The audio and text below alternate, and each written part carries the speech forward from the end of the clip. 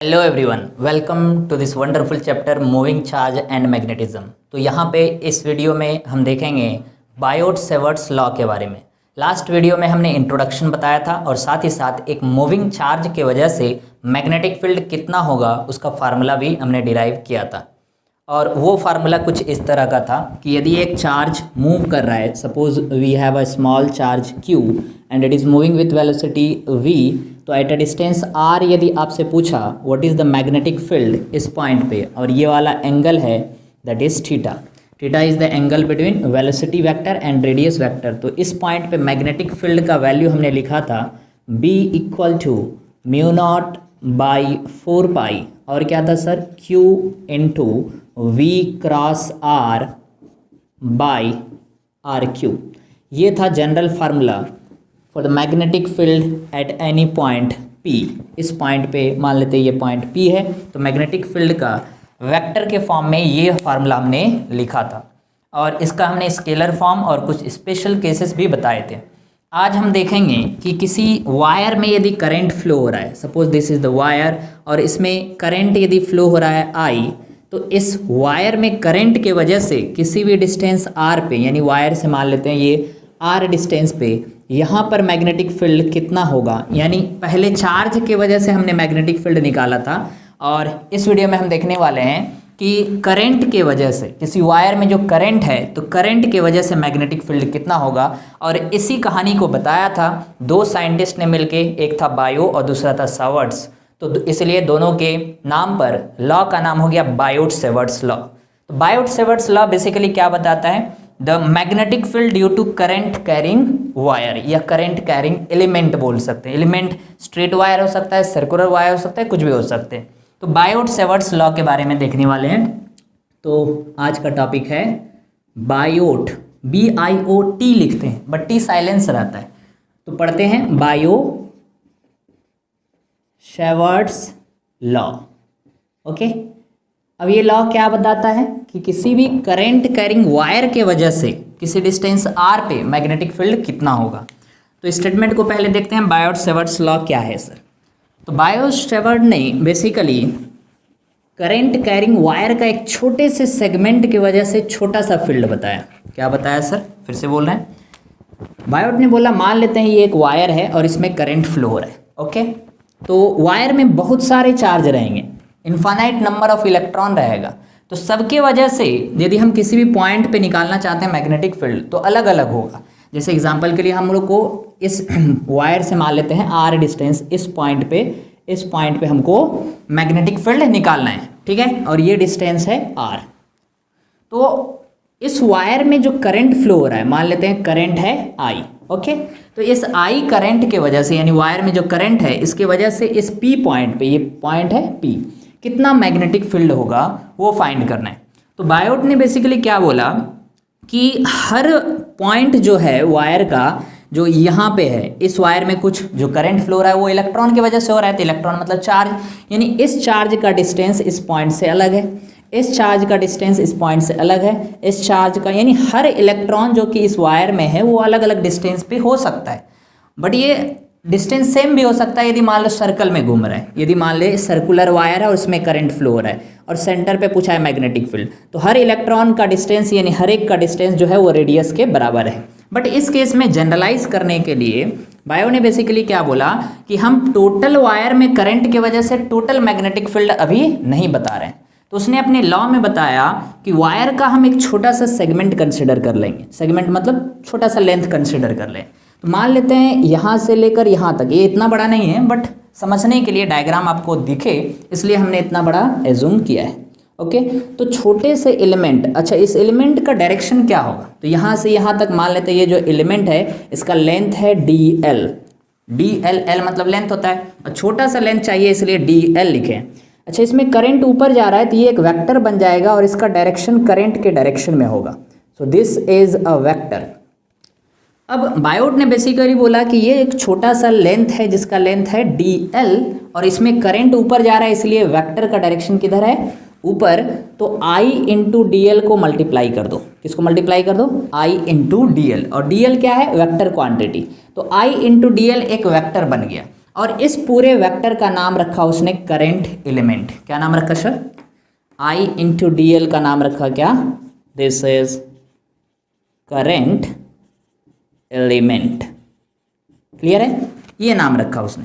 तो बोला एक छोटे से करंट एलिमेंट के वजह से किसी भी पॉइंट P पे, जो कि कितने डिस्टेंस पे है, R डिस्टेंस पे, मैग्नेटिक फील्ड एक छोटा सा वैल्यू होगा और उसको लिखा उसने dB से।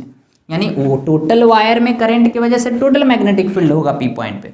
बट बायोट-सैवर्ट लॉ ने क्या बोला कि हम टोटल नहीं निकाल के करंट एलिमेंट लेंगे। करंट एलिमेंट क्या है? वायर के एक छोटा सा सेगमेंट जिसका लेंथ कितना है? DL है, और उसको करंट के साथ मल्टीप्लाई कर दो तो I इंटू डी एल, ये एक वेक्टर हो गया, और इसी वेक्टर का नाम रखा उसने करंट एलिमेंट। तो for the small current element at a distance R we have small value of magnetic field, और उसको उससे किसने लिखा? DB से लिखा। DB मतलब स्मॉल मैग्नेटिक फील्ड, यानी इतने वायर के वजह से या इतने सेगमेंट में जो करंट फ्लो हो रहा है उसके वजह से यहाँ पर जो मैग्नेटिक फील्ड होगा वो क्या होगा? DB होगा। तो उसका स्टेटमेंट क्या था? स्टेटमेंट कुछ इस तरह का था sir, the small value of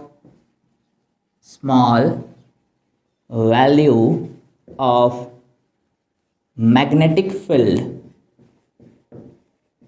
small value of magnetic field due to small current element,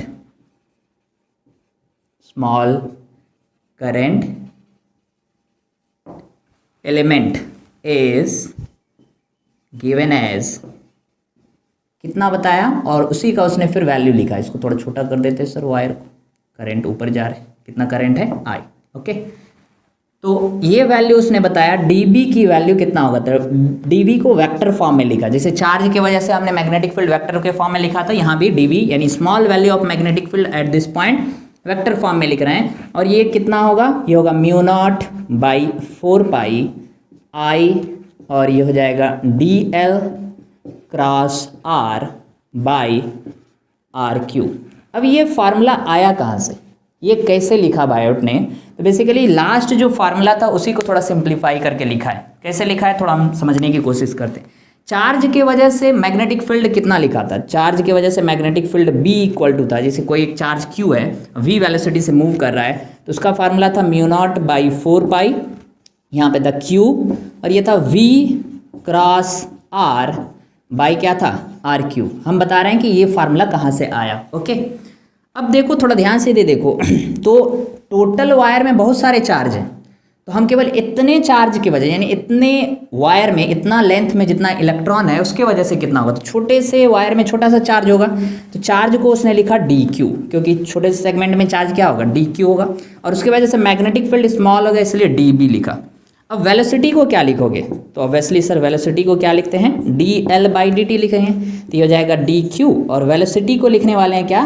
DL vector by dt vector cross R vector by क्या? RQ। अब थोड़ा ध्यान से देखो तो DQ बाई dt ये क्या बन जाएगा? चार्ज बाई टाइम, ये बन जाएगा करंट, और DL cross R by RQ। तो थोड़ा ध्यान से देखो तो ये वही फार्मूला है जो चार्ज की वजह से मैग्नेटिक फील्ड था, यहाँ भी ये वही फार्मूला है।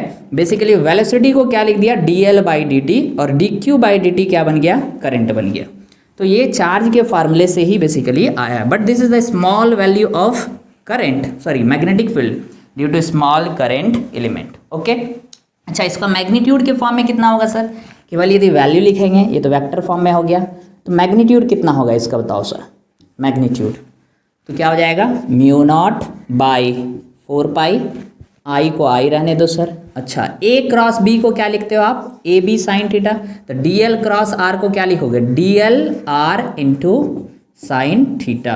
ओके, बाई, अच्छा थीटा क्या है? यहाँ पे एंगल कौन सा थीटा होगा? तो करंट एलिमेंट ऊपर है, रेडियस वेक्टर ये है, तो करंट एलिमेंट और रेडियस वेक्टर के बीच में एंगल है क्या? थीटा। ओके, तो वही हो गया यहाँ पे साइन थीटा बाई क्या हो जाएगा? RQ। अब थोड़ा ध्यान से देखो, ऊपर R और नीचे RQ, तो R कैंसिल हो जाएगा सर, तो नीचे क्या आ जाएगा? R स्क्वायर आ जाएगा। क्लियर है? और ध्यान से देखो तो ये बेसिकली इनवर्स स्क्वायर लॉ को फॉलो कर रहा है। कैसे? Magnetic field is inversely proportional to square of distance, small value of magnetic field that is inversely proportional to square of distance. और ये होता है इनवर्स स्क्वायर लॉ, बेसिकली इसको बोलते हैं symmetry of the nature, electric field में भी था KQ/R², electric field is also inversely proportional to square of distance, तो ये भी इन्वर्स स्क्वायर लॉ को फॉलो कर रहा है। तो ये हमारा जनरल फार्मूला आ गया। इसको यदि हम थोड़ा सिंप्लीफाइड फॉर्म में लिखें तो क्या होगा, μ0/4 IDL sin θ/r², μ0/4 IDL sin θ/r²। तो बेसिकली बायोट-सेवर्ट्स लॉ क्या बताता है कि किसी भी वायर में यदि करंट फ्लो कर रहा है तो उसके छोटे से सेगमेंट को क्या बोलते हैं, करंट एलिमेंट बोलते हैं। और छोटे से करंट एलिमेंट की वजह से किसी भी डिस्टेंस r पे स्मॉल वैल्यू यानी छोटा सा मैग्नेटिक फील्ड होगा, उसको dB से लिखेंगे। और dB की वैल्यू कितना आया सर, यदि केवल मैग्नीट्यूड की बात करें तो ये आया कितना, μ0/4 IDL sin θ/r², ये आ गया मैग्नीट्यूड के टर्म। क्लियर है ये। करंट dl क्या है, small length of the wire, sine theta क्या है सर, करंट एलिमेंट और रेडियस वेक्टर के बीच में एंगल, बाई क्या, r²। तो ये एक जनरल फार्मूला बताया बायोट-सेवर्ट्स लॉ में। क्या बताया, the small current element has a small value of magnetic field at a distance r and that value is nothing but μ0/4 IDL sin θ/r², IDL sin θ/r²। यही फार्मूले basically हम बार बार use करेंगे, but इसमें term याद रखेंगे। dl क्या है, छोटा सा dl है करंट के डायरेक्शन में वेक्टर या करंट एलिमेंट बोलते हैं उसको। थीटा क्या है, dl वेक्टर और r वेक्टर के बीच में एंगल है क्या, थीटा, और डिस्टेंस r तो आपको पता ही। क्लियर है। तो ये पूरा कहानी बायोट-सेवर्ट्स लॉ में ने बताया। अब इस लॉ से बेसिकली बहुत सारे फार्मूले हम डिराइव कर सकते हैं और उससे रिलेटेड कई सारे न्यूमेरिकल्स पूछे जाएंगे। तो इसको जल्दी से कॉपी करो sir.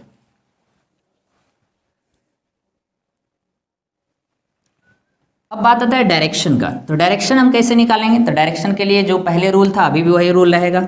How will find the direction, direction के लिए right hand thumb rule use करते हैं। क्या यूज करेंगे sir, right hand thumb rule, short में लिख रहे sir. Right hand thumb rule आपको ऑलरेडी पता है, लास्ट में बताया था। dl क्रॉस r कर देंगे तो dB का डायरेक्शन निकल जाएगा, यानी इस पॉइंट पे जो मैग्नेटिक फील्ड है इसका डायरेक्शन क्या है, वैल्यू तो पता चल गया, ये इतना वैल्यू है। तो राइट हैंड थंब रूल यही क्या बताता है हमको, डायरेक्शन बताता है किसका, small value of magnetic field. तो कैसे निकालेंगे सर, एक तो करो dl क्रॉस r कर दो तो निकल जाएगा, या फिर राइट हैंड लो, dl से r तक वेक्टर को रोटेट करो। तो dl वेक्टर यहाँ पे देखो किधर है, ऊपर, और r वेक्टर किधर है, इधर। तो dl क्रॉस r करेंगे, dl वेक्टर ऊपर है, ये वेक्टर ऊपर है ना, तो ये फिंगर किधर चला गया, ऊपर, और r वेक्टर इधर है। तो dl से लेकर r तक रोटेट करेंगे। तो इस तरह से रोटेट करोगे तो फिंगर किधर होगा, नीचे। बट किस पॉइंट पे निकाल रहे हैं हम मैग्नेटिक फील्ड, इस पॉइंट पे। तो मैग्नेटिक फील्ड इस पॉइंट पे किधर होगा, अंदर की तरफ। तो dl क्रॉस r या right hand thumb rule, just dl vector ऊपर, r वेक्टर इधर, dl क्रॉस r किया, थंब अंदर गया। तो इस पॉइंट पे जो मैग्नेटिक फील्ड है वो किधर है, अंदर है। तो अंदर है तो यदि वेक्टर फॉर्म में लिखोगे मैग्नेटिक फील्ड तो क्या लिखोगे यहाँ पे, क्रॉस, क्रॉस देके इस तरह से सर्कल बना देना है। क्रॉस मतलब क्या, inside the plane of the paper, यानी यहाँ पे मैग्नेटिक फील्ड इस तरह से अंदर के डायरेक्शन में है। तो राइट हैंड थंब रूल से हम डायरेक्शन निकाल सकते हैं। समझ में आ गया सर, क्लियर है। ओके, यदि आपको इस तरह का बोल दिया, एक दो डायरेक्शन लेते हैं। मान लो आपको नीचे दिख रहा है क्या, ओके, आपको इस तरह से बोला है कि एक स्ट्रेट वायर है, ये डायरेक्शन जस्ट बता रहे हैं आपको, ये एक स्ट्रेट वायर है, इस वायर में करंट ऊपर फ्लो कर रहा है इस तरह से। कितना करंट फ्लो कर रहा है, I। ओके, तो मैग्नेटिक फील्ड कितना होगा ये बताओ, मैग्नेटिक फील्ड कितना होगा वो अभी हम निकालेंगे using this formula. Okay, straight wire है इस तरह से। डायरेक्शन क्या होगा, तो डायरेक्शन के लिए राइट हैंड थंब रूल। तो इस पॉइंट पे यदि पूछा तो डायरेक्शन क्या होगा, अंदर की तरफ होगा। इस पॉइंट पे पूछा तो बाहर की तरफ। कैसे होगा, थंब ऊपर जाएगा और फिंगर किधर जाएगा, नीचे। तो finger indicates the direction of magnetic field. देखो ये इंटरचेंजेबल है, इस चैप्टर में थंब और फिंगर इंटरचेंजेबल है। यदि थंब करंट रिप्रेजेंट किया तो फिंगर मैग्नेटिक फील्ड रिप्रेजेंट करे, या उल्टा। यदि फिंगर करंट रिप्रेजेंट किया तो थंब क्या रिप्रेजेंट करेगा, मैग्नेटिक फील्ड। या उल्टा कर सकते हैं, ये करंट तो ये मैग्नेटिक फील्ड, या फिर ये करंट तो ये मैग्नेटिक फील्ड। ओके, इंटरचेंजेबल है। तो यहाँ पर यदि आपको मैग्नेटिक फील्ड का डायरेक्शन पूछा तो क्या लिखोगे आप, कैसा होगा डायरेक्शन। तो इसके वजह से यहाँ पर मैग्नेटिक फील्ड जब हम निकालते हैं तो ये सर्कल के फॉर्म में आता है, और ये इस तरह से सर्कल घूम रहा है, यानी यहाँ पे मैग्नेटिक फील्ड अंदर जा रहा है और इधर से बाहर आ रहा है, कुछ इस तरह का दिखेगा। ठीक है, ये इस तरह से एक वायर है, ऊपर जा रहा है करंट। तो thumb indicates the direction of current, finger किधर जाएगा, ऊपर। तो इसको जब चारों तरफ हम घुमाएंगे तो एक सर्कल बन जाएगा। तो मैग्नेटिक फील्ड बेसिकली क्या है, किसी भी वायर के चारों तरफ बहुत सारे इनफाइनाइट नंबर ऑफ सर्कल हो सकते हैं अलग अलग रेडियस का। But the direction is determined by right hand thumb rule. ऊपर करंट है तो इसको इस तरह से रोटेट करेंगे, सो इस तरह से हमको दिखेगा क्या, direction of magnetic field. Simple सा। अब कई बार क्या करते हैं, यदि मान लो तुमको बोला कि वायर बोर्ड के अंदर जा रहा है, वायर अभी यहाँ वर्टिकल था तो मैग्नेटिक फील्ड इस तरह से सर्कल बना दिया, अभी उल्टा हो रहा है। अभी क्या बोला है, ये किसका डायरेक्शन है sir, this is the direction of magnetic field, ये इस तरह से। अभी बोल रहा है कि वायर जो है वो बोर्ड के अंदर जा रहे हैं, वायर कुछ इस तरह से, वायर में करंट किधर जा रहा है, बोर्ड के अंदर जा रहा है इस तरह से। तो उसको कैसे रिप्रेजेंट करते हैं, तो क्रॉस डाल देंगे सर, और ये क्रॉस क्या रिप्रेजेंट कर रहा है, डायरेक्शन ऑफ करंट। ओके, तो करंट अंदर है, तो इसके वजह से मैग्नेटिक फील्ड क्या होगा, तो वायर के चारों तरफ बहुत सारे सर्कल बनेंगे, ठीक है। तो वो कैसा दिखेगा सर, तो ये इस तरह का बहुत सारे इनफाइनाइट नंबर ऑफ सर्कल होंगे, एक दो नहीं होंगे, ठीक है। तो यहाँ पे अंदर के तरफ है, thumb indicates the direction of current, और मैग्नेटिक फील्ड किधर जाएगा, अंदर यदि थंब है तो ऑब्वियसली ये क्लॉकवाइज होगा कि एंटी क्लॉकवाइज, क्लॉकवाइज होंगे। तो यहाँ पर मैग्नेटिक फील्ड का डायरेक्शन ये इस तरह से हो जाएंगे क्लॉकवाइज, क्लियर है। या फिर मान लो तुमको डॉट दे दिया, बोला कि वायर है और वायर में करंट बोर्ड के बाहर आ रहा है, यानी इस तरह से आउटवर्ड आ रहा है। तो यहाँ पे यदि ये बोला है कि ये dot represent the direction of current, यानी wire is perpendicular to the plane of the board, और ये बाहर आ रहा है, तो इसकी वजह से कैसा होगा बताओ, मैग्नेटिक फील्ड का डायरेक्शन क्लॉकवाइज होगा कि एंटी क्लॉकवाइज। तो फिर से right hand thumb rule, this is the direction of current centre पे।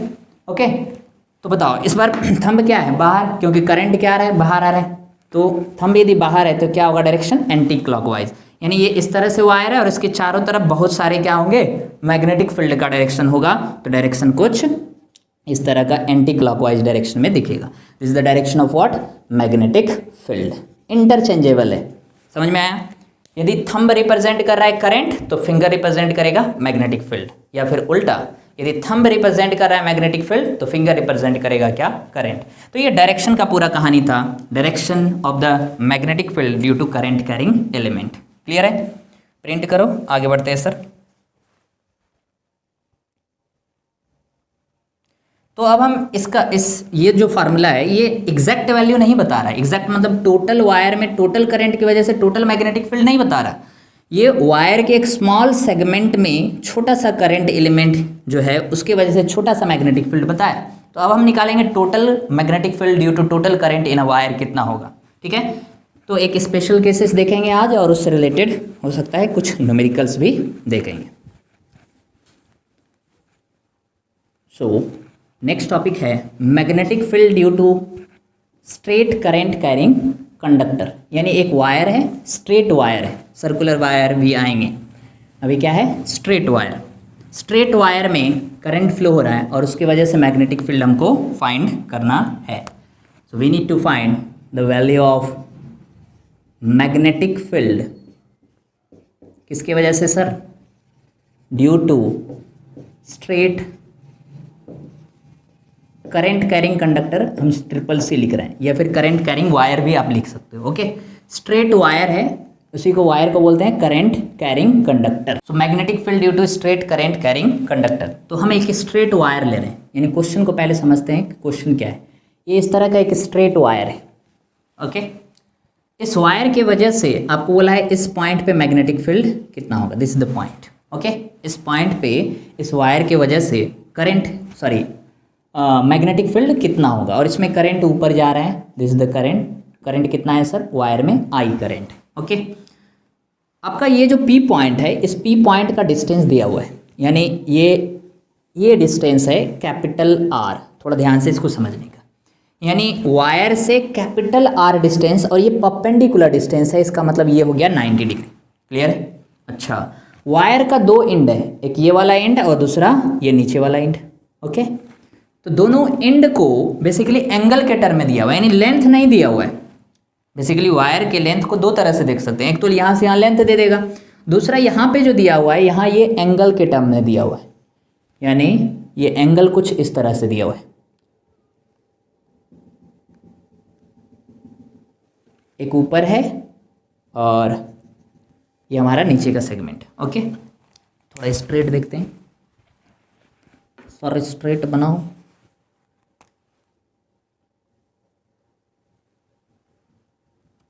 ये इस तरह से वायर का ये दूसरा एंड है।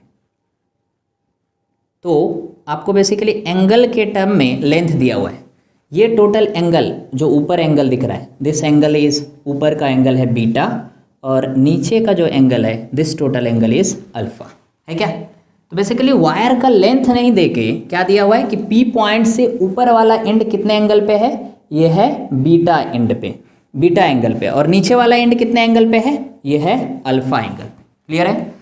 तो हम कैसे निकालेंगे, यानी इस टोटल वायर के वजह से यहाँ पे total magnetic field P point पे कितना होगा वो हमको फाइंड करने का है।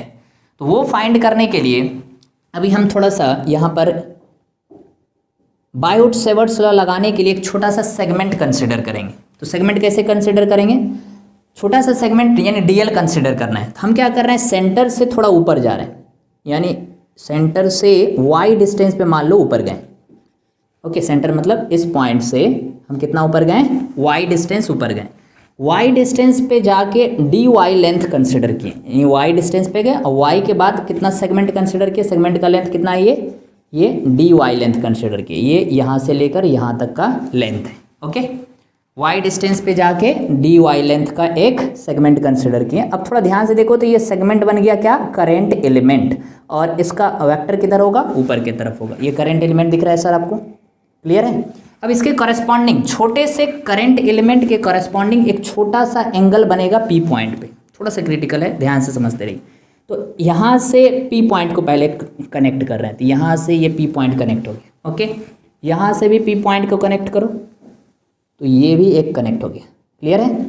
अब थोड़ा एंगल देखो, यानी ये जो पॉइंट है, ये वाला point, this is the starting of the small segment and this is the end point of small segment. तो ये छोटा सा एलिमेंट यानी यहाँ सर यहाँ तक डिस्टेंस मान लेते हैं, ये है स्मॉल आर। अब एंगल के टर्म में देख रहे हैं तो ये वाला एंगल को मान लो बोल रहे हैं फाई। ओके, अच्छा, ये छोटे से एलिमेंट के करस्पॉन्डिंग एक छोटा सा एंगल है, ये वाला एंगल दिख रहा है क्या, और इस छोटे से एंगल को लिख रहे हैं डी फाई, यानी बेसिकली फाई एंगल पे जाकर डी फाई एंगल लिए, जैसे y पे जाके डी वाई लिए हो उसी तरह फाई पे जाके डी फाई एंगल है जो कि इस करंट एलिमेंट के लेंथ को रिप्रेजेंट कर रहे हैं। समझ में आया। फिर से एक बार देख लेते हैं पूरे डायग्राम को, क्या किया अभी तक। ये टोटल वायर है, हमको इस पी पॉइंट पे मैग्नेटिक फील्ड निकालना है। तो परपेंडिकुलर डिस्टेंस कितना है, कैपिटल आर। अच्छा, लेंथ नहीं देके क्या दिया हुआ है कि ये वाला एंड जो है this is at an angle beta, और नीचे वाला जो एंड है this is at an angle alpha, ये गिवन है। हमने क्या किया, छोटा सा पहले सेगमेंट कंसिडर करेंगे क्योंकि बायोट-सेवर्ट्स लॉ मैग्नेटिक फील्ड छोटे से सेगमेंट की वजह से बताता है। तो हम यहाँ से ऊपर गए वाई लेंथ पे, वाई पे जा करके डी वाई सेगमेंट का एक करंट एलिमेंट कंसिडर किए। तो वाई पे गए और डी वाई सेगमेंट का ये हो गया हमारा करंट एलिमेंट। अब इस करंट एलिमेंट का ये वाला एंड को पी पॉइंट से हमने कनेक्ट कर दिया, तो ये एंगल बन गया हमारा क्या, फाई। और ऊपर वाला एंड को जब हमने कनेक्ट किया तो ये वाला एंगल जो आ गया, ये आ गया स्मॉल एंगल डी फाई। यानी जैसे y पे जाके डी वाई ले रहे हैं उसी तरह फाई पे जाके डी फाई रिप्रेजेंट कर रहा है ये छोटा सा सेगमेंट। क्लियर है। इतना कहानी हमने उधर डायग्राम में ड्रॉ किया है। अब उसी छोटे से एलिमेंट की वजह से मैग्नेटिक फील्ड कितना होगा वो अब हम वैल्यू लिख रहे हैं। तो ये छोटा सा करंट एलिमेंट बन गया आपका, यहाँ से यहाँ तक छोटे से करंट एलिमेंट की वजह से यहाँ पे छोटा सा मैग्नेटिक फील्ड, और वो मैग्नेटिक फील्ड कितना होगा, फ्रॉम बायोट-सेवर्ट्स लॉ लिखेंगे सर। तो फ्रॉम बायोट-सेवर्ट्स लॉ कितना होगा मैग्नेटिक फील्ड बताइए। तो छोटा सा मैग्नेटिक फील्ड लिखेंगे यानी डीबी वेक्टर लिखेंगे। वेक्टर फॉर्म में कितना था, म्यू नॉट बाई 4 पाई, थोड़ा ध्यान से देखते जाना सर, और क्या था, I D L cross small R by क्या, D L cross are by are Q, ये था वैल्यू। अब इसको वेक्टर फॉर्म में ये था, अब इसका वैल्यू लिखेंगे यानी मैग्नीट्यूड लिखेंगे। तो उसके लिए हमको दोनों के बीच में एंगल चाहिए, किसके बीच में, डी एल और आर के बीच में। तो डी एल की जगह पे यहाँ पे डी वाई है, तो ये हो गया हमारा डी वाई ऊपर है। ओके, और आर वेक्टर किधर है सर, स्मॉल आर वेक्टर, ये यहाँ से लेके यहाँ पे पी पॉइंट है हमारा, तो ये हो गया आर वेक्टर, और ये हो गया डी एल, और डी एल के जगह पे अभी क्या है, डी वाई वेक्टर है क्या। हम ये वाला एंगल को मान लो बोल रहे हैं थीटा, थोड़ा सा ध्यान से देखते जाना, ये एंगल को कितना बोल रहे हैं, थीटा बोल रहे हैं। तो उस एंगल को यदि थीटा बोलेंगे तो ये वाला एंगल को आप बोल रहे हो थीटा। तो डीएल वेक्टर और आर वेक्टर, ये डीएल वेक्टर ऊपर और ये आर वेक्टर, इन दोनों के बीच में एंगल ये वाला हो जाएगा, और ये कितना होगा, तो ऑब्वियसली 180 माइनस थीटा यानी पाई माइनस थीटा। क्लियर है। तो डीएल वेक्टर यानी करंट एलिमेंट और आर वेक्टर के बीच में एंगल कितना है, पाई माइनस थीटा, वही बताना चाह रहे हैं। यहाँ पे थीटा नहीं है, क्या है, पाई माइनस थीटा है। तो इस फार्मूले को यदि हम मैग्नीट्यूड वाइज लिखेंगे तो कितना लिखना पड़ेगा, केवल वैल्यू लिख रहे हैं, ये हो जाएगा म्यू नॉट बाई 4 पाई आई, और क्या हो जाएगा सर, डीएल के जगह आ गया क्या, डी वाई, आर के जगह पे आ गया आर, और साइन थीटा नहीं लिख के क्या लिखेंगे, साइन पाई माइनस थीटा लिखना पड़ेगा, क्योंकि डीएल वेक्टर और आर वेक्टर के बीच में एंगल कितना है, पाई माइनस थीटा। तो बोलो सर कितना आ जाएगा, ये हो जाएगा sine pi minus theta by क्या सर, आर क्यूब, है क्या। अब एक आर तो कैंसिल हो जाएगा सर, तो एक आर कैंसिल हो गया तो क्या बचेगा नीचे, आर स्क्वायर। तो डी बी इक्वल टू कितना बच जाएगा, ये हो जाएगा म्यू नॉट बाई 4 पाई और क्या आई इंटू डी वाई, और साइन ये क्या हो जाएगा, साइन थीटा हो जाएगा, पाई माइनस थीटा मतलब साइन थीटा, बाई एक आर तो कैंसिल हो गया सर, तो ये हो जाएगा आर स्क्वायर। क्लियर है इतना, ये पूरा कहानी क्लियर है। तो ये हमने छोटा सा मैग्नेटिक फील्ड निकाला छोटे से लेंथ डी वाई के वजह से, d y length of the wire, ये छोटा सा लेंथ ऑफ वायर के वजह से पी पॉइंट पे छोटा सा मैग्नेटिक फील्ड है और वो वैल्यू इतना है। अब इसको इंटीग्रेट करने के लिए हमको बहुत कुछ करना पड़ेगा, ठीक है। क्या करना पड़ेगा, जस्ट हम 2-3 लाइन लिखेंगे और फाइनल फार्मूला आ जाएगा। तो थोड़ा ध्यान से देखते जाइए, हम 3 पॉइंट लिखेंगे, एक तो डी वाई को कन्वर्ट करना है, दूसरा थीटा को कन्वर्ट करना है, और तीसरा स्मॉल आर को कैपिटल आर में कन्वर्ट करना है। क्यों कर रहे हैं, क्योंकि इंटीग्रेट करने के लिए इधर सिंगल पैरामीटर होना चाहिए। तो इधर अभी वाई भी है, थीटा भी है, स्मॉल आर सब वेरिएबल है। जैसे देखो ऊपर जाओगे तो स्मॉल आर की वैल्यू क्या होती जाएगा, जैसे जैसे ऊपर जाओगे तो आर बढ़ते जाएगा, तो आर भी वेरिएबल है, थीटा भी वेरिएबल है, जैसे जैसे ये पॉइंट ऊपर जाएगा तो थीटा भी चेंज होते जाएगा, तो थीटा भी वेरिएबल, और वाई जैसे जैसे ऊपर जाओगे तो वाई भी वेरिएबल। तो इधर 3 वेरिएबल, हमको उसको सिंगल वेरिएबल में कन्वर्ट करना पड़ेगा तभी इंटीग्रेट कर पाएंगे। तो सिंगल वेरिएबल में कैसे कन्वर्ट कर रहे हैं वो थोड़ा देखते जाओ। तो सबसे पहले देखो इस राइट एंगल ट्रायंगल में, दिख रहा है क्या, इस राइट एंगल ट्रायंगल, ये एंगल थीटा और ये फाई और ये 90, तो तीनों एंगल मिलके कितना होता है सर, 180 डिग्री होता है। तो तुम ये 90 है तो ऑब्वियसली थीटा और फाई भी मिलके कितना होगा, 90 होगा, तभी तो टोटल 180 होगा। ये 90 है तो ये प्लस ये भी कितना होना चाहिए, 90, तभी टोटल कितना होगा राइट एंगल ट्रायंगल में 180 होगा। तो पहला केस हम बोल सकते हैं कि यहाँ पर क्या है, theta plus phi that is equal to how much, pi by 2, ये पहला केस आ गया। ओके, अच्छा इसको यदि उधर लेके जाओ तो क्या लिखोगे आप, theta equal to pi by 2 minus phi, और दोनों तरफ साइन ले लो, इधर आ जाएगा क्या, साइन थीटा, और इधर आ जाएगा साइन कितना, ये हो जाएगा पाई बाई 2 माइनस फाई, दोनों तरफ साइन ले लिए। 90 माइनस फाई को क्या लिखते हैं, कॉस लिखते हैं, तो इसको हम डायरेक्ट लिख रहे हैं, ये क्या हो जाएगा, कॉस फाई। तो पहला कन्वर्ट हो गया सर, पहला क्या कन्वर्ट हो गया, साइन थीटा को हमने कॉस फाई में कन्वर्ट कर दिया। क्लियर है। अच्छा दूसरा कन्वर्जन देखो थोड़ा ध्यान से, इस राइट एंगल ट्रायंगल में फिर से ध्यान से देखो, इसमें tan फाई क्या लिखोगे आप, tan फाई क्या लिखोगे आप, तो परपेंडिकुलर बाई बेस यानी क्या हो जाएगा, y बाई आर। तो इनडायरेक्टली हम लिखें तो r इधर चला जाएगा तो y equal to are tan phi आ जाएगा। तो हम डायरेक्ट लिख रहे हैं, सर हमारे पास पेज की कमी है ना इसलिए हम डायरेक्ट लिख रहे हैं, y equal to are tan phi, इस राइट एंगल ट्रायंगल से जस्ट हमने tan फाई। अब हमको y नहीं चाहिए, इस फॉर्मूले में क्या चाहिए, dy। तो इसको एक बार डिफ्रेंशिएट कर दो, तो y के जगह पे डिफ्रेंशिएट करने से dy, ये हो गया r, और tan का डिफ्रेंशिएशन क्या होता है सर, सेक स्क्वायर फाई, और फाई के रेस्पेक्ट में डिफ्रेंशिएट कर रहे हो इसलिए डी फाई। तो dy की वैल्यू कितना आ गया, r sec square phi into d phi. तो चलो dy को भी कन्वर्ट कर दिया, साइन थीटा को कन्वर्ट कर दिया फाई में, dy को भी कन्वर्ट कर दिया देखो फाई में। तो सबको सिंगल वेरिएबल में बेसिकली कन्वर्ट कर रहे हैं। अब r को कन्वर्ट करना है तो थोड़ा सा फिर से इस ट्रायंगल को ध्यान से देखो, ठीक है। तो ये r और ये एंगल क्या है, फाई, तो स्मॉल r cos फाई किसके बराबर हो जाएगा, कैपिटल R के बराबर, small r cos phi that is equal to capital R।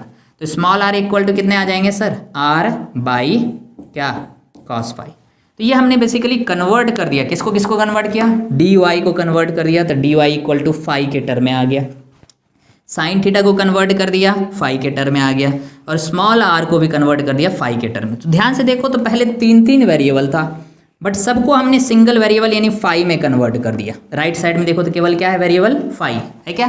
तो इन तीनों को कंडीशन को इसमें डाल देंगे और डाल के फिर क्या करेंगे, हम इंटीग्रेट करेंगे। अब तो हमारे पास जगह नहीं तो थोड़ा हमको इसको हटाना पड़ेगा, तो हम इस फार्मूले में ये सारा वैल्यू पुट कर रहे हैं, ऊपर से हटा रहे हैं सर। ओके, थोड़ा ध्यान से इसको देखते जाओ, बहुत ही इंटरेस्टिंग है। ओके तो हमको क्या लिखना है, डी बी, ये कहाँ से लिख रहे हैं, इस इक्वेशन से, और ये सारा वैल्यू जस्ट पुट कर रहे हैं। तो डी बी इक्वल टू बोलो क्या आ जाएगा, म्यू नॉट बाई 4 पाई, ये आ गया sir mu naught by 4 pi. Okay और क्या आ जाएगा, आई आई। डी वाई की जगह क्या लिखने वाले हो, ये छोटा सा टर्म, ओके कितना है, r sec square phi into क्या सर, डी फाई। मजा आ गया सर, ओके। अच्छा उसके बाद क्या है, साइन थीटा, साइन थीटा को क्या लिखोगे सर, कॉस फाई लिख लेंगे सर, कॉस फाई बाय, नीचे क्या था, आर स्क्वायर, तो आर इक्वल टू इतना है तो इसका स्क्वायर कर दो, तो इसका स्क्वायर करोगे कितना हो जाएगा, r square by cos square phi. Clear है इतना। अब थोड़ा ध्यान से देखो तो ये सेक स्क्वायर है और ये क्या है, कॉस स्क्वायर, तो कॉस स्क्वायर ऊपर यदि गया तो कॉस और सेक मिलके कितना हो जाता है, 1 हो जाता है। तो ये पूरा फाइनल कितना आने वाला है सर, तो फाइनली ये आने वाला है म्यू नॉट बाई 4 पाई। अब जल्दी से बता दो सर क्या बचेगा, आई, एक आर कैंसिल हो गया तो म्यू नॉट बाई 4 पाई और नीचे क्या आ जाएगा, आर आ जाएगा। क्लियर है, ये आर स्क्वायर और ये आर कैंसिल होकर नीचे एक आर बचा, कॉस और सेक स्क्वायर गया तो केवल एक कॉस बचेगा, तो ये बच जाएगा क्या, cos phi into d phi. ये फाइनली आ गया सर हमारा इतना। क्लियर है इतना। तो dv का फार्मूला हमने सिंगल वेरिएबल के टर्म में, पहले क्या था dv 3 वेरिएबल पे डिपेंडेंट था, अब dv किस पे डिपेंडेंट है, केवल एक वेरिएबल और वो क्या है, फाई, क्योंकि r तो कांस्टेंट है, r परपेंडिकुलर डिस्टेंस है p पॉइंट का, i भी कांस्टेंट, म्यू नॉट बाई 4 पाई भी कांस्टेंट। तो ये 3 वेरिएबल को बेसिकली हमने सिंगल वेरिएबल में कन्वर्ट कर दिया। अब जस्ट इंटीग्रेट करेंगे, फाइनल फार्मूला आ जाएगा। हटा दे इसको, चलो सर तो इसको इंटीग्रेट कर दो, बहुत ही सिंपल सा इंटीग्रेशन है, तो दोनों तरफ इंटीग्रेट कर दिए। तो dv का इंटीग्रेशन करेंगे तो टोटल मैग्नेटिक फील्ड मिल जाएगा, तो इंटीग्रेशन dv। अच्छा उधर कांस्टेंट को बाहर कर दो पहले, तो म्यू नॉट आई बाई क्या, 4 पाई आर, ये कांस्टेंट, इंटीग्रेट करो सर क्या, cos phi into d phi. अब बताओ कि इंटीग्रेशन का लिमिट कहाँ से कहाँ तक रखोगे, तो पूरे वायर के वजह से हमको यहाँ पे मैग्नेटिक फील्ड चाहिए, पूरे वायर के वजह से, तो ये वाला एंड, ये जो रेडियस वेक्टर है इसके साथ कितना एंगल बना रहा है, अल्फा, बट ये एंगल नीचे है, इसका मतलब फाई का वैल्यू कहाँ से, फाई की वेरिएबल है ना, तो फाई को कहाँ से कहाँ तक रोटेट करना पड़ेगा, अल्फा एंगल से ऊपर कितना, बीटा एंगल, यानी इस पॉइंट से इस पॉइंट तक। तो इस पॉइंट के लिए फाई यहाँ से स्टार्ट हुआ ना, तो ये ऑरिजिन हो गया, तो नीचे आना पड़ेगा, तो नीचे आने का मतलब माइनस अल्फा लेना पड़ेगा, अल्फा नहीं लेना पड़ेगा, क्या लेना पड़ेगा, माइनस अल्फा लेना पड़ेगा, और कहाँ तक, प्लस बीटा तक। जैसे यहाँ से यहाँ तक जाना है तो प्लस बीटा, बट नीचे आना है तो माइनस अल्फा से लेकर प्लस बीटा, यानी इस एंड से इस एंड तक। तो रेंज क्या पुट करोगे सर, माइनस अल्फा से लेकर प्लस बीटा तक। क्लियर है, ऐसा समझ में आ रहा ना, सिंपल। इस एंड से टोटल वायर की वजह से पी पॉइंट पे मैग्नेटिक फील्ड निकालने का है, तो टोटल मतलब इस एंड से लेकर इस एंड तक। तो इसके लिए क्या होगा, फाई की वैल्यू नीचे आना पड़ेगा, तो माइनस अल्फा से लेके प्लस बीटा। अब इसका सिंपल सा इंटीग्रेशन होता है सर, तो क्या हो जाएगा बता दो सर, dv का इंटीग्रेशन मतलब टोटल मैग्नेटिक फील्ड b हो जाएगा, इधर हो गया क्या, म्यू नॉट बाई आई, और ये क्या हो जाएगा 4 पाई r। अच्छा इसका इंटीग्रेशन क्या होता है, cos का इंटीग्रेशन, डिफरेंशिएशन माइनस होता है बट इंटीग्रेशन क्या होता है प्लस, तो cos का इंटीग्रेशन होगा साइन फाई, होगा क्या, रेंज पुट कर दो सर, क्या हो जाएगा, अपर लिमिट और लोअर लिमिट क्या है, minus alpha, upper limit minus lower limit कर दो, ये हो जाएगा mu naught I by 4 pi r, upper limit क्या पुट करोगे, बीटा, तो ये आ जाएगा साइन बीटा माइनस साइन, अब फाई की जगह पे माइनस अल्फा आएगा, तो ये हो जाएगा क्या, साइन माइनस अल्फा। अच्छा माइनस बाहर आ जाएगा, तो माइनस साइन के में जो माइनस होता है वो बाहर आ जाता है, तो यहाँ पे क्या बन जाएगा प्लस। तो फाइनल फार्मूला बोलो क्या लिख दें, फाइनल फार्मूला क्या आ जाएगा, magnetic field due to total wire that is equal to mu naught I by 4 pi r, और क्या हो जाएगा sir, sine alpha plus sine beta, है क्या, ये प्लस हो जाएगा, तो sine alpha plus sine beta. और यही फार्मूला हमको डिराइव करना था, बहुत इंटरेस्टिंग फार्मूला है। ये फार्मूला क्या बताता है, इसको फिर से हम देखेंगे, फिर से यहाँ पे बता रहे हैं कि एक टोटल वायर है, टोटल वायर का लेंथ नहीं दिया है, एंगल के टर्म में दिया है, नीचे का पॉइंट देखने के लिए कितना एंगल पे जाना पड़ रहा है, अल्फा, और ऊपर का पॉइंट देखने के लिए कितने एंगल पे जाना पड़ रहा है, बीटा। तो इस पॉइंट पे टोटल मैग्नेटिक फील्ड कितना होगा, ये फार्मूला आएगा, म्यू नॉट आई क्या है करंट वायर में, 4 पाई आर क्या है, आर है परपेंडिकुलर डिस्टेंस, कोई भी डिस्टेंस नहीं है, वायर से परपेंडिकुलर डिस्टेंस, ये इसी को बोल सकते हैं शॉर्टेस्ट डिस्टेंस, ठीक है, 4 पाई आर, साइन अल्फा क्या है नीचे वाले पॉइंट का एंगल, और बीटा क्या है ऊपर वाले पॉइंट का एंगल। तो ये केवल इस कॉन्फ़िगरेशन के लिए ये फार्मूला है। अब कॉन्फ़िगरेशन न्यूमेरिकल में अलग अलग हो सकते हैं, तो कई बार कॉन्फ़िगरेशन चेंज कर देगा ताकि तुम थोड़ा कंफ्यूज हो जाओ। तो अलग अलग कॉन्फ़िगरेशन क्या क्या हो सकता है उसके लिए थोड़ा इसका स्पेशल केसेस देखेंगे, ठीक है। तो इसको जल्दी से प्रिंट करो, पॉज करके प्रिंट कर लो सर। चलो अब हम देखते हैं कि इसका क्या क्या स्पेशल केसेस हो सकता है। तो फार्मूला तो हमारा डिराइव हो गया, बट इससे न्यूमेरिकल्स कैसे कैसे पूछे जा सकते हैं, तो उसके स्पेशल केसेस को याद रखेंगे और साथ ही साथ बहुत सारे न्यूमेरिकल्स भी इससे रिलेटेड डिस्कस करेंगे। तो एक एक करके देखते हैं सर। तो अभी देखेंगे स्पेशल केसेस।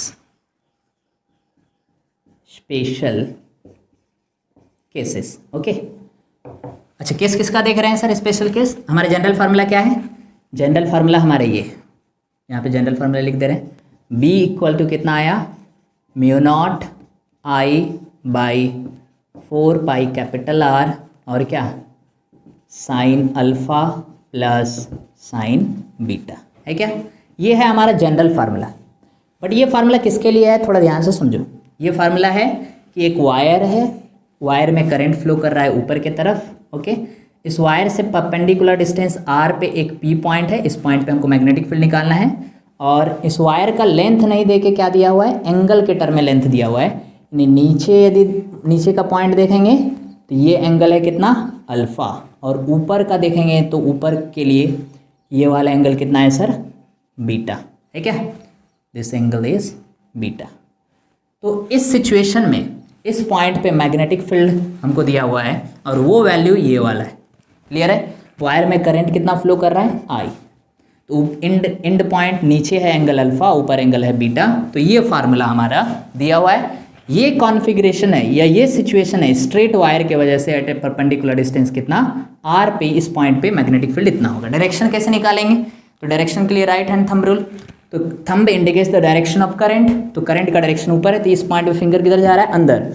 तो अंदर जा रहा है, इसका मतलब यहाँ पे मैग्नेटिक फील्ड किधर होगा, क्रॉस। यानी डायरेक्शन देखेंगे तो मैग्नेटिक फील्ड, ये जो मैग्नेटिक फील्ड है इस सिचुएशन में क्या है, क्रॉस, मतलब बोर्ड के अंदर जाएगा। क्लियर है?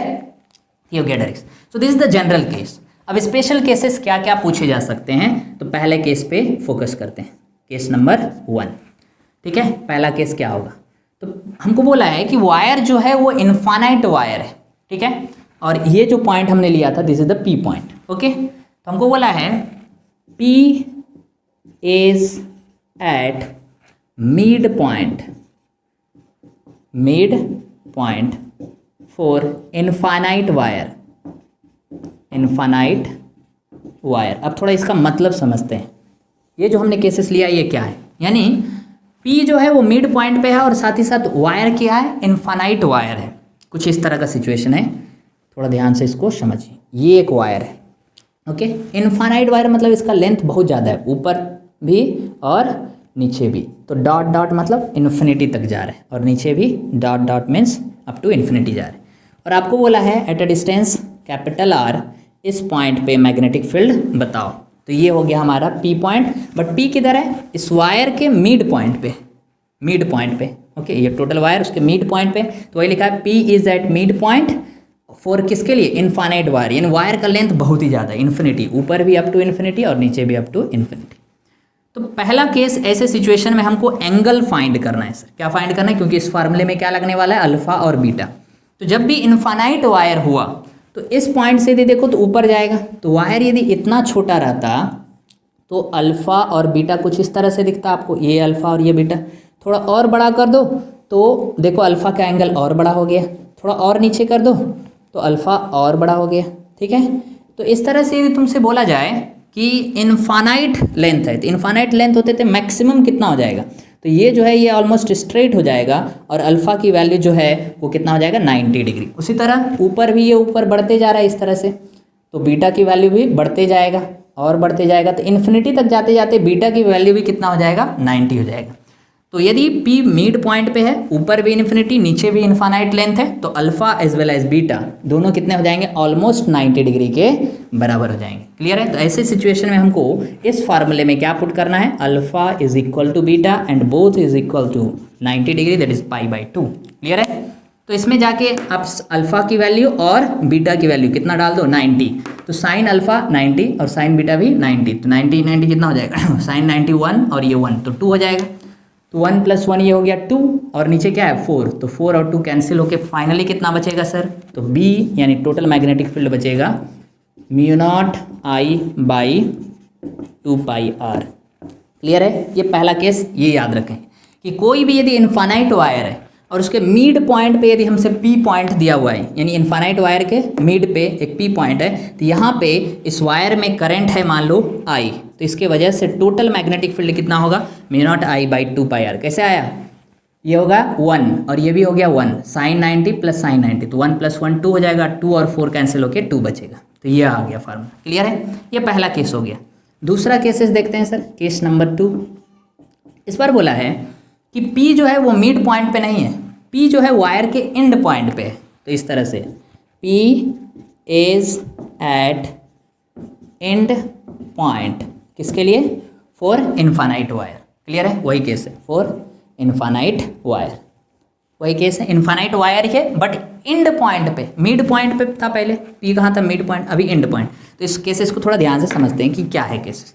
तो ये कुछ इस तरह का रहेगा, ये इन्फिनिटी तक जा रहा है, लेंथ जो है ये कहाँ तक जा रहा है? Up to infinity, infinite length है ऊपर, और P मिड पॉइंट पे नहीं है, इसके एंड पॉइंट पे। तो इसका ये एंड पॉइंट है, यानी P जो है ये इधर है, ये पॉइंट P है, और ये वाला डिस्टेंस आपको पता है कैपिटल R, परपेंडिकुलर डिस्टेंस है क्या? तो इस बार वायर ये है और वायर के एक एंड पॉइंट पे P point, this is the P point. Okay, और वायर कहाँ तक जा रहा है? अप टू इन्फिनिटी, इस तरह से इनफाइनाइट लेंथ का वायर है क्या? और परपेंडिकुलर डिस्टेंस फिर से कितना है? R है। तो ऐसे केसेस में कितना होगा? तो इसको कई बार इनफाइनाइट नहीं बोल के सेमी इनफाइनाइट वायर बोलते हैं। सेमी मतलब जैसे इसके नीचे भी था इन्फिनिटी और ऊपर भी था इन्फिनिटी, बट यहाँ पे केवल एक तरफ है, तो इसका आधा है, बेसिकली वो आधा पोर्शन गायब है, तो इसको बोलते हैं सेमी इनफाइनाइट वायर। यानी P is at one end for the semi infinite wire है क्या? तो मैग्नेटिक फील्ड टोटल कितना होगा? तो इसमें करंट फिर से फ्लो कर रहा है कितना? I। इस बार अल्फा और बीटा की वैल्यू कितना होगा? तो इस बार ध्यान से देखो, तो नीचे पॉइंट है ही नहीं, जैसे मान लो ये पॉइंट है, ये वायर है, ओके। यदि थोड़ा सा नीचे रहता तो अल्फा की वैल्यू कुछ ना कुछ होता, थोड़ा और कम कर दो तो अल्फा की वैल्यू और कम हो गया, थोड़ा और वायर को कम करो थोड़ा और कम हो जाएगा, इस तरह से। ओके, तो इस तरह से यदि टोटल वायर को हटा दो तो अल्फा की वैल्यू कितना हो गया? अल्फा की वैल्यू हो गया ऑलमोस्ट 0। तो इस केस में अल्फा की वैल्यू कितना है sir? Alpha is equal to 0 degree. और बीटा तो ऊपर इन्फिनिटी तक है, तो ऊपर यदि इन्फिनिटी तक है तो बीटा की वैल्यू तो बढ़ते जाएगा सर, तो बीटा हो जाएगा वो यही वाला केस आ गया, यानी 90 डिग्री। तो बीटा तो 90 रहेगा बट अल्फा कितने हो जाएंगे? 0 डिग्री हो जाएंगे। यानी इस फार्मूले में इस बार अल्फा की वैल्यू कितना डालना है? 0, क्योंकि इसके नीचे वायर है ही नहीं, तो अल्फा की वैल्यू हो गया क्या? नीचे वाला एंगल हो गया हमारा 0 डिग्री। और ऊपर कितना? इन्फिनिटी तक है, ऊपर इन्फिनिटी तक है, तो बीटा की वैल्यू हो जाएगा π/2, सिंपल सर। तो साइन अल्फा, अल्फा मतलब 0 डिग्री, साइन 0 0 हो जाएगा और साइन 90 मतलब 1 हो जाएगा। तो ये पूरा कितना आ गया? 0 + 1 यानी 1 आ गया, तो फार्मूला यही बचेगा। कितना हो जाएगा? Total magnetic field at point P, ये हो जाएगा क्या? μ0I/4πr। तो आपको बेसिकली याद क्या रखना है, यदि इनफाइनाइट वायर है और P पॉइंट मिड पॉइंट पे है तो टोटल मैग्नेटिक फील्ड कितना होता है? μ0I/2πr।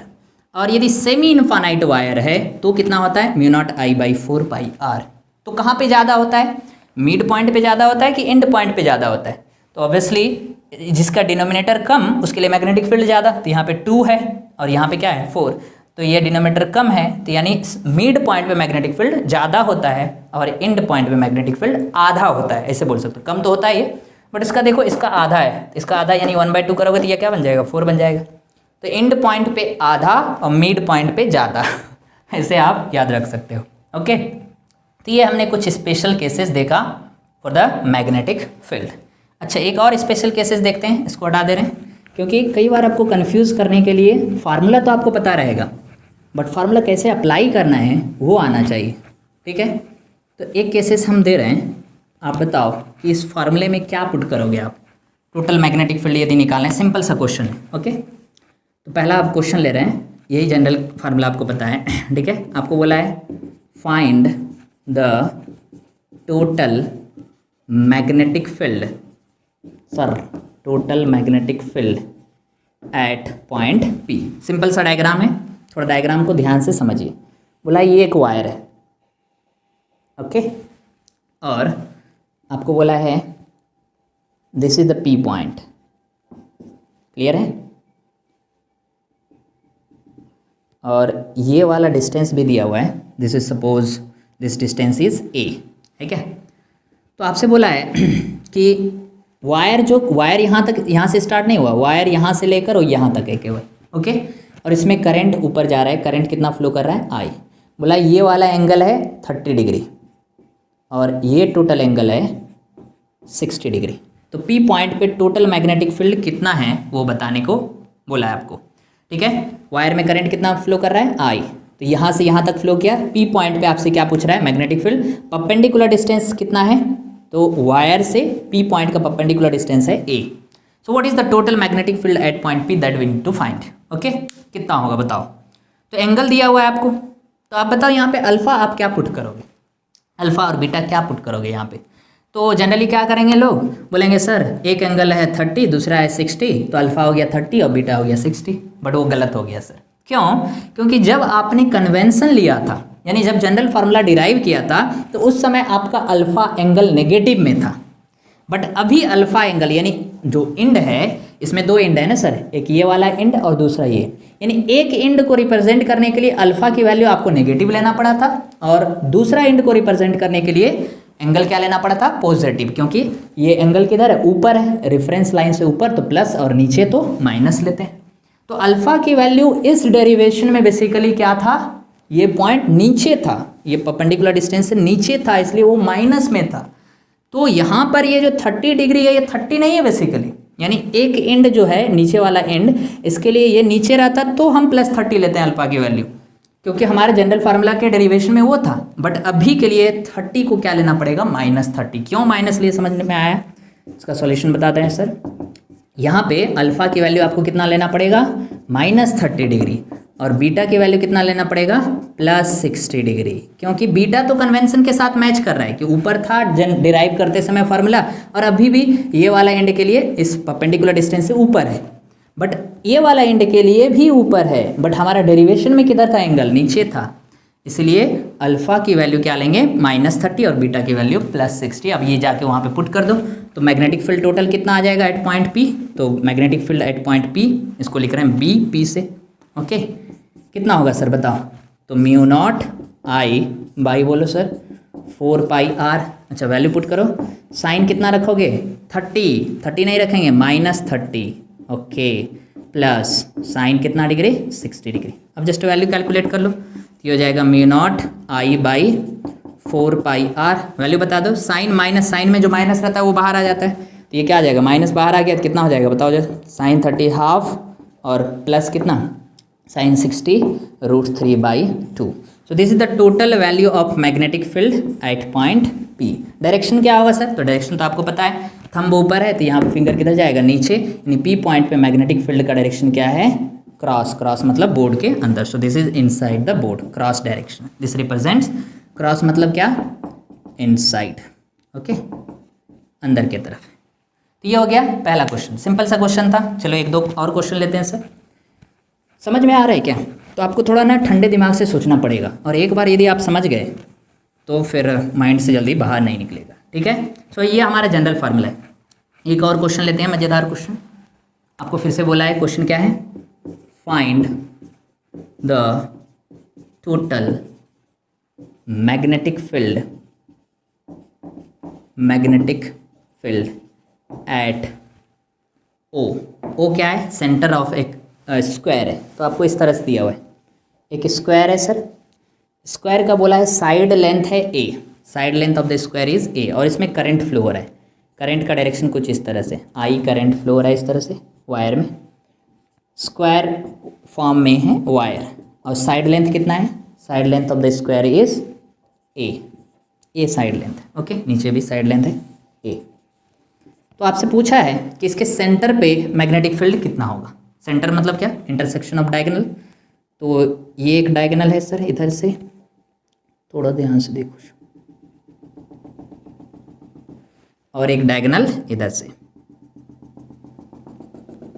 ओके। तो इस पॉइंट पे आपसे पूछा है मैग्नेटिक फील्ड कितना होगा सेंटर पे, सेंटर को ही बोल रहा है क्या, ओ पॉइंट।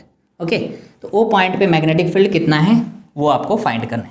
तो सबसे पहला जब भी इस तरह का कुछ भी न्यूमेरिकल दे मैग्नेटिक फील्ड निकालने का, सबसे पहला काम है आपका कि हर वायर के वजह से आप डायरेक्शन फाइंड करो। तो यहाँ पे टोटल देखो तो 4 वायर है, ए, इसको नाम दे दो सर, एक है ए बी वायर, दूसरा है बी सी वायर और तीसरा है सी डी और फोर्थ है क्या, D A.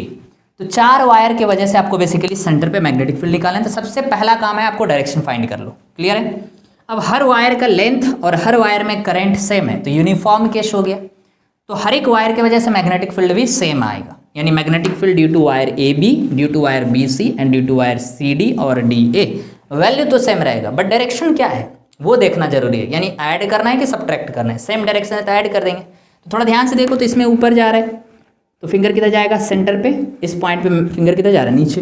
Thumb indicates the direction of current, तो यहाँ पे फिंगर अंदर है, तो ए बी वायर के वजह से ओ पे मैग्नेटिक फील्ड किधर है, अंदर की तरफ। ओके, समझ में आ गया।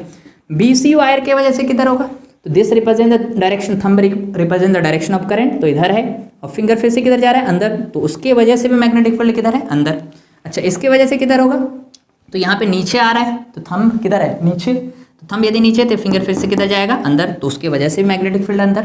और इस वायर के वजह से तो थंब किधर जाना चाहिए, इधर, तो इधर जा रहा है, तो मैग्नेटिक फील्ड फिर से किधर है, अंदर। यानी हर वायर के वजह से मैग्नेटिक फील्ड किधर है, अंदर। तो डायरेक्शन क्या है मैग्नेटिक फील्ड का, हर एक वायर के वजह से, चारों वायर के वजह से डायरेक्शन किधर है, अंदर, यानी डायरेक्शन सेम है, तो सबकी वजह से मैग्नेटिक फील्ड को ऐड कर देंगे, और सबका वैल्यू भी सेम है। तो इसकी वजह से मैग्नेटिक फील्ड अंदर, इसकी वजह से अंदर, इसकी वजह से अंदर और इसकी वजह से भी अंदर। तो हम केवल एक वायर का निकालेंगे और सबका वैल्यू सेम ही है, तो इसकी वजह से मैग्नेटिक फील्ड यदि बी है तो इसकी वजह से बी, इसकी वजह से बी, इसकी वजह से, तो सबको ऐड करोगे तो क्या हो जाएगा, 4 टाइम्स ऑफ बी हो जाएगा। तो एक वायर की वजह से मैग्नेटिक फील्ड निकाला और उसको 4 से मल्टीप्लाई कर दो, that is the total magnetic field at the centre. तो एक वायर की वजह से हम निकाल रहे हैं, तो मान लो हम ए बी वायर की वजह से निकाल रहे हैं, तो ए बी वायर की वजह से निकालेंगे। सबसे पहला काम है परपेंडिकुलर डिस्टेंस फाइंड करना। तो करंट तो ऊपर जा रहा है सर, परपेंडिकुलर डिस्टेंस कौन सा हो जाएगा, ये हो जाएगा तुम्हारा परपेंडिकुलर डिस्टेंस। दिखा क्या, this is the perpendicular distance, क्योंकि ओ पॉइंट पे निकालना है, तो ओ पॉइंट का ए बी वायर से परपेंडिकुलर डिस्टेंस, ये डिस्टेंस कितना होगा, तो टोटल है कितना, ए है साइड लेंथ, तो ये कितना हो जाएगा, a/2। यानी जो हमारा फार्मूला में r है, यानी परपेंडिकुलर डिस्टेंस r, वो यहाँ पे कितना है, r की वैल्यू है a/2, क्योंकि साइड लेंथ दिया हुआ है a, तो r का वैल्यू कितना रखने वाले हो आप, a/2। समझ में आ गया। अब एंगल की बात करते हैं, अल्फा और बीटा, तो अल्फा ऊपर और बीटा नीचे, तो ए बी का ये वाला एंड और ये वाला, तो ये एंगल और ये एंगल कितना होगा, तो ऑब्वियसली सर 45 होगा, क्योंकि टोटल एंगल कितना होने वाला, 90 स्क्वायर में ये टोटल एंगल कितना होता है, 90, तो नीचे भी 45 ऊपर भी 45, तो अल्फा और बीटा दोनों की वैल्यू कितना है, 45। तो आपको क्या क्या मिल गया, आर की वैल्यू मिल गया a/2, और क्या मिला sir, alpha and beta both are equal to 45, मतलब क्या, π/4। क्लियर है क्या, जस्ट फार्मूले में जाके पुट कर दो, बट याद रखेंगे एक वायर की वजह से जितना होगा उसको 4 से मल्टीप्लाई करना है। तो केवल ए बी वायर की वजह से मैग्नेटिक फील्ड कितना हो जाएगा, केवल ए बी वायर की वजह से हो जाएगा μ0 I/4πr, आर कितना रखोगे, a/2। क्लियर है, होल इनटू साइन कितना सर, π/4 प्लस बीटा भी कितना, π/4। क्लियर है इतना। अच्छा, ये हुआ एक वायर के वजह से इतना मैग्नेटिक फील्ड हुआ, तो हमको ए बी वायर के वजह से जितना है, बी सी के वजह से उतना, सी डी के वजह से उतना और डी ए के वजह से उतना, तो इसी को क्या करना है आपको, 4 से मल्टीप्लाई कर देना है, that is the total magnetic field at point P. अब जस्ट 4 और 4 ये कैंसिल हो गया, 2 को ऊपर लेके चले जाओ, तो 4 को कैंसिल कर दिया, तो ये होगा 2 μ0 I कितना, पाई इंटू ए, साइन 45 कितना होगा, 1/√2 प्लस इधर भी साइन 45 1/√2, तो 1/√2 1/√2 को ऐड कर दो, डायरेक्ट लिख रहे हैं, कितने हो जाएंगे सर, बता दो जल्दी, 2/√2 हो जाएगा, √2 और 2 को कैंसिल कर दो, तो कितना हो जाएगा, ये √2 आ जाएगा। तो फाइनल आंसर क्या लिखोगे, फाइनल आंसर हो जाएगा 2√2 μ0 I/πa, that is the net value of magnetic field, 2√2 μ0 I/πa। ए क्या है, साइड लेंथ है। डायरेक्शन क्या होगा सर, तो अंदर है, अंदर मतलब क्या लिखोगे आप, क्रॉस, क्रॉस मतलब क्या, इनसाइड डायरेक्शन है क्या। तो ये पूरा कहानी था related to what, magnetic field due to straight current carrying conductor. Straight current carrying conductor से और भी बहुत सारे क्वेश्चन बन सकते हैं, तो वो भी क्वेश्चन डिस्कस करेंगे बट नेक्स्ट वीडियो में। तो इस वीडियो में इतना ही, thank you very much, all the best.